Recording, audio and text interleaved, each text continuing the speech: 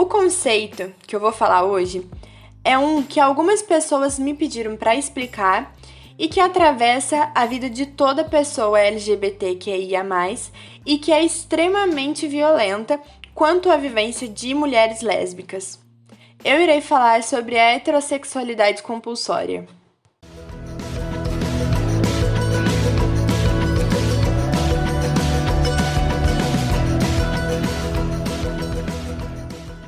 Primeiro, o que é a heterossexualidade, né? Acho que todo mundo sabe que, bem resumidamente, a heterossexualidade é quando uma pessoa X é capaz de se atrair fisicamente, de se apaixonar, amar, transar, enfim, com alguém do sexo oposto. E isso não é um problema. O problema é quando a heterossexualidade é entendida não só como uma expressão de sexualidade, mas como uma norma social, como a sexualidade normal. E se existe essa sexualidade normal, entende-se que existem sexualidades desviantes, ou seja, todas aquelas que não são a heterossexualidade. O termo heterossexualidade compulsória foi criado pelas feministas lésbicas para ajudar a gente a entender que gênero e sexualidade não são desvinculados de política, no sentido de que, pensando na sociedade inteira e não só em bolhas sociais, a heterossexualidade é um status. E todas as pessoas são influenciadas a buscar esse status, porque junto com ele vem um conjunto de privilégios, que muitas vezes nem são privilégios, mas sim direitos básicos, como poder andar na rua sem sofrer quaisquer tipos de agressão. E essa influência se dá a partir da romantização da heterossexualidade, em forma de música, audiovisual, naquela tia perguntando dos namoradinhos, nos livros, nas revistas, nas matérias produzidas para homens, mas principalmente para mulheres, naquele padre que casa noivo e noiva numa igreja toda decorada, toda linda, e diz que gay e sapatão vai pro inferno. Mas e aí, o gay e a sapatão pensam o quê?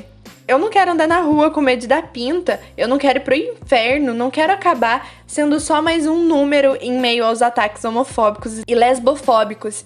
Eu quero poder casar, ter filhos ou não também, Eu quero ser feliz. E nesse sentido de querer ser feliz, de ter esses privilégios, esses direitos básicos afirmados, a lésbica principalmente, mas os gays também, acabam negando a própria sexualidade. E é aí que eles começam a viver a heterossexualidade compulsória.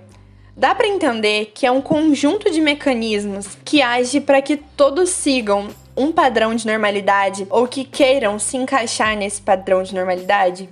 E como eu falei, as mulheres lésbicas são as mais atingidas, porque o processo da heterossexualidade compulsória age também nisso de se relacionar com homens para manter esse status, Mas não só isso.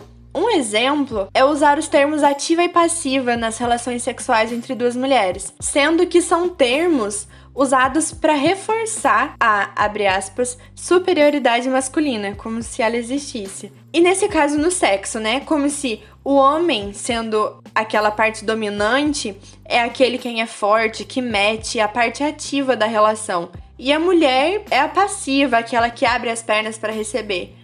Mas na relação entre duas mulheres não tem homem. E aí esse estigma de ativa cai em cima das mulheres caminhoneiras, das mulheres gordas, das mulheres negras.